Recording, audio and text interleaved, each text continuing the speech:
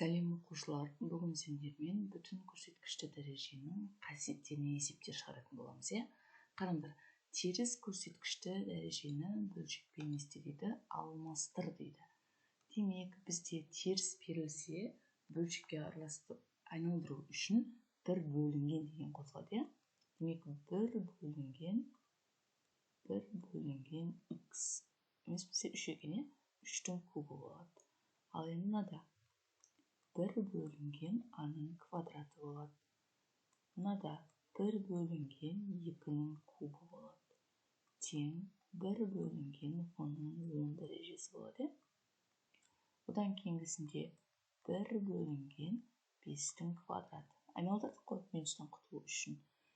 Бізде сондай қасиет бар еді. Мынау бір бөлінген x-тің 7 дәрежесі болады екен.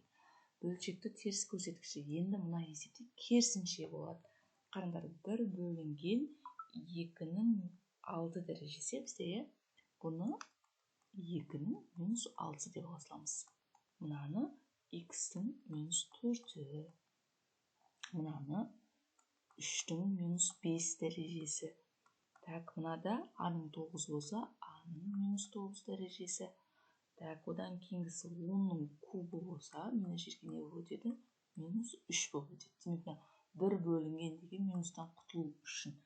625 бізде нештің квадраты, немесе нештің 4 дәрежесі. Қараңдар, бір бөлінген 5-тің 4 дәрежесі деп алсам болады. Сонда 5-тің минус 4 дәрежесі деген болады. Өрнекті бөлшек түрінде жазыңдар дейді. 3 алымында тұра береді. Қай санның минус дәрежесі бар, сол бөлшектің бөліміне кетеді. Дұрыс па? Енді қараңдар, мынада 5x тұр. Бөлшектің бөліміне y квадрат кетеді екен. Кейінгісінде а минус 3b, минус 1 ма? Минус 1. Қараңдар, қай санда минус бар, немесе әріпте минус бар, сол бөлшектің бөліміне кетеді. Демек, в бөлінген а-ның 1 дәрежесі жазылмайды екен. Мына екеуінде де минус дәреже бар екен. Бұл бізде бір бөлінген m квадрат, m куб деген сөз. Түсінікті болды ғой, Яқта 5-ші есебі бар екен.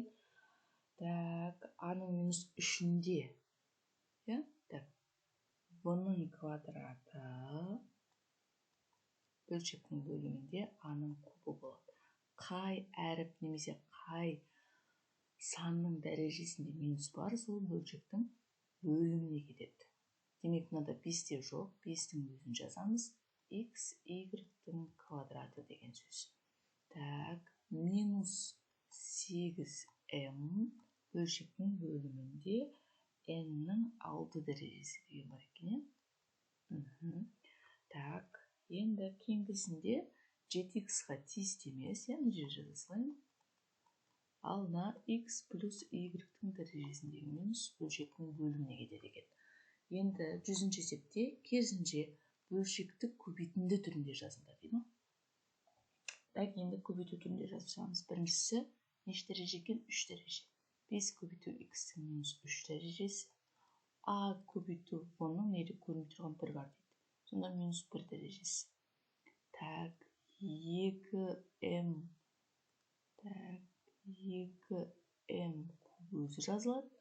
n-нің 5 дәрежесі бізге не өтеді? n-нің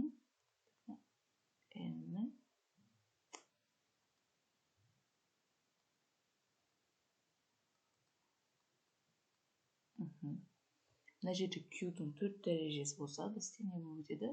p5 q-дің минус 4-і. Мына екеуі де минус өтеді екен бізде а куб p квадрат деген. Демек, бұл а-ның минус 3 дәрежесі, b-ның минус 2 дәрежесі деген сөз. С тұрады. Бөлшектің бөлімдегінде минуспен өткіземіз. А-ның минус 3 дәрежесі, b-ның минус 4 дәрежесі болады. 2x тұрады. А минус b-ның минус 1 дәрежесі, неде көрініп тұрған 1 болады. Тең x минус y-тің квадраты. Қараңдар, 25, 5-тің квадрат деген сөз. Сонда 5-тің минус 2 дәрежесі, осы бірінші жасы болатын еді. Одан кейін көбейтеміз. X плюс y-тің минус 4 дәрежесі болады. Мұнан бәрі 5-дің минус 2-сін бірінші жазып қойсаңдар болады. Так, енді не істеңдер дейді? Есептеңдер. Қараңдар. Қосылға көбейтілген кезде дәрежелер не істеледі? Қосылатын еді. 3-ке минус 2-ні қоссақ 1 болады. 7-нің 1 дәрежесі бізде 7-ге тең. Так, екіншісі бөлген кезде дәрежелер азайтылады. 1-ден азайтамын минус 2-ні. Ол не деген сөз? 2-нің кубы деген сөз. Демек, бұл жерде неше болады екен? 8 болады екен. Одан кейін минус 1-ді 2-ке көбейтсең, сонда 3-дің минус 2-сі болады. Бұл 1 бөлінген 9 деген сөз. 3-дің квадраты. Кейінгісі 5-дің квадраты. Минусқа минусқа көбейтсең, плюс болып кетеді. 5-дің квадраты бізде неше болады? 25 болады. 8-дің минус 2-сі 4-дің кубы. Енді бұны негізі бірдей қылу керек. Сонда мұнан жазамыз, қараңдар. 2-нің кубы минус 2 бөлу 2-нің квадраты. Жақшаның сыртында неше дәрежесі бар? 3 дәрежесі бар. Тең минус 6. Так, мұнау да 6. Минус 6, минус 6-ны азайтсам, қанша болады?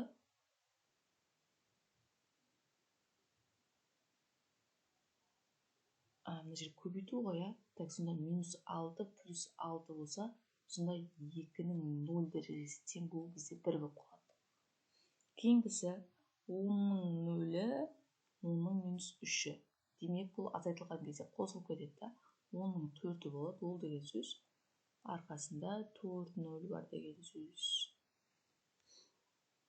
Так, енді 8-ге 5-ті қосамыз. 3 болады. 3-тен 4-ті алсам, минус 1 болады. 10-ның минус 1-і. Бұл 1 бөлу 10 деген сөз. Кейінгі дәреже 3-тің минус 6-сы, мынау 3-тің плюс 8-і болады. Қараңдар. 3-тің минус 6-сы, 3-тің 8-і. Азайтылып кетеді. 3-тің квадраты 9.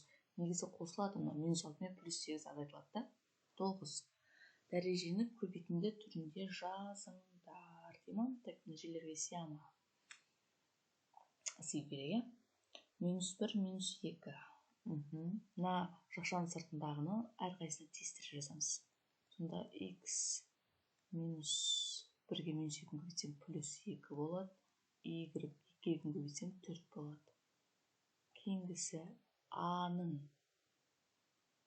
3-ге 2-ні көбейтсем 6 болады. Минус 1-ге 2, b-ның минус 2-сі болады.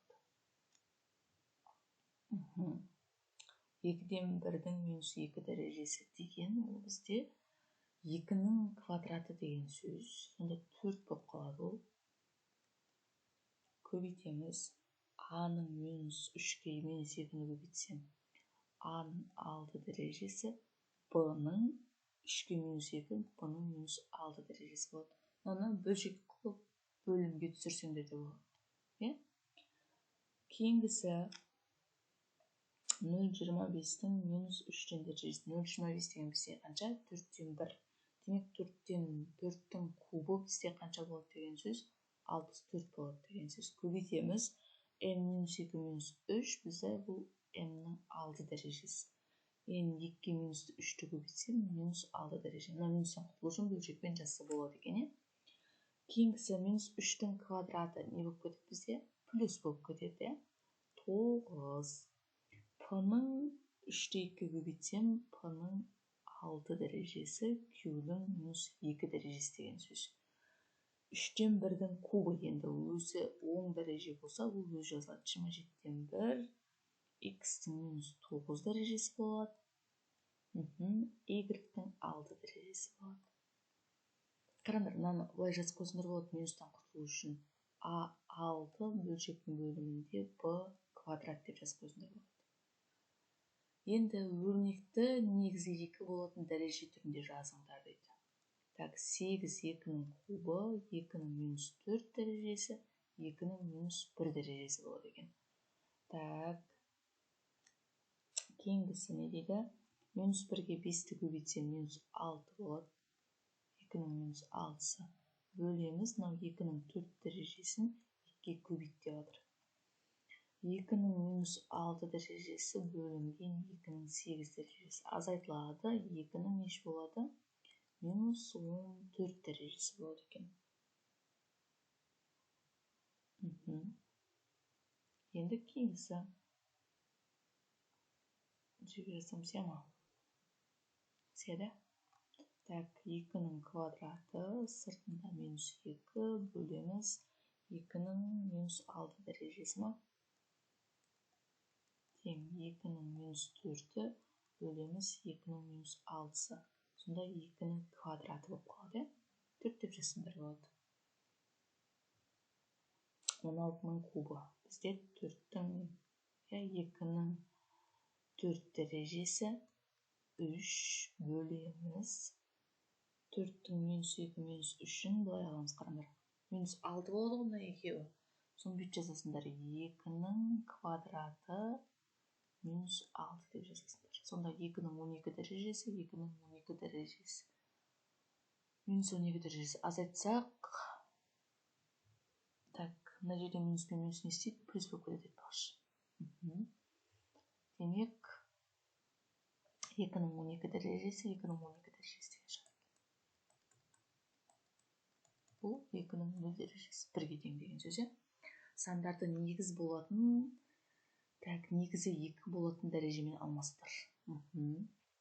2-ның 4 дәрежесі, 2-ның кубы, 2-ның квадраты, 2-ның 1 дәрежесі, 2-ның 0 дәрежесі бірге тең. Так, енді 2-ден өтіліп бияға жазам.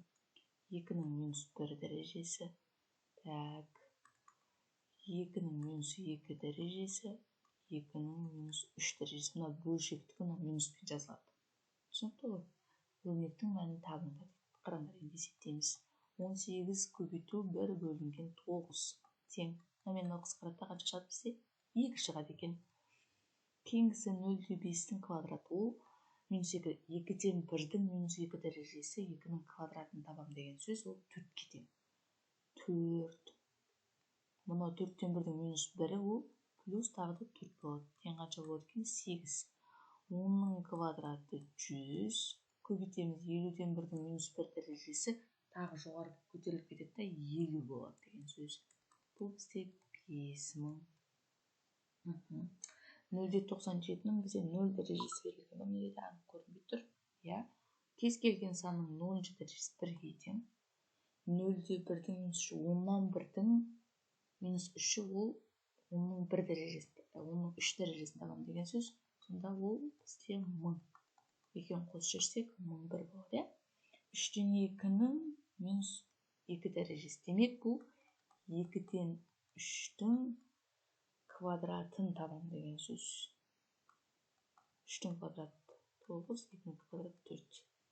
2-ның минус 3 дәрежесі ол бізде 1 бөлінген 8. 2-ның кубы 3-дің квадраты минус 1 бөлінген 9. Мұнан есептеп қойсақ болады. 9, 8, 1 болады. Бөлшектің бөлімінде 72 болады екен. Қараңдар, мынаны дәлелдеген кезде жаңағы шығардық қой біз осыдан шыққан 1 бөлінген А-ның n дәрежесін жаздық. Енді бұл 1 бөлінген А-н, В-н болады ғой. Енді В-н істейді, жоғарға көтеріліп кетеді. В-н бөлшектің бөлімінде А-н деген нәрсе болады екен. Түсінікті ғой, тепе-теңдік. 0-мен салыстырыңдар, дей ма? Так, кән салыстырайық. 0-мен салыстырыңдар. Минус 0,1000-нан 1-дің 6 дәрежесі. Демек, дәреже плюс ба? Демек, мұнау үлкен болады. 0-ден үлкен. Екіншісі, минус 25-тен 1. Бұл бізде не деген сөз? Дәреже теріс. Дәреже теріс ба? Бұл 0-ден кіші болады. Себебі теріс сандар 0-ден кіші. Минус 5-тің 4 дәрежесі. Дәреже 10 ғой. Демек, бұл 0-ден үлкен деген сөз. Минус 2-ның минус 3 дәрежесі. Дәреже тақ, демек 0-ден кіші болады деген сөз. Түсінді қой, осылай дәреженің жұптығына, тақтығына қарай салыстыра береміз. Қалған есептерді кейінгі видеоны қараймыз.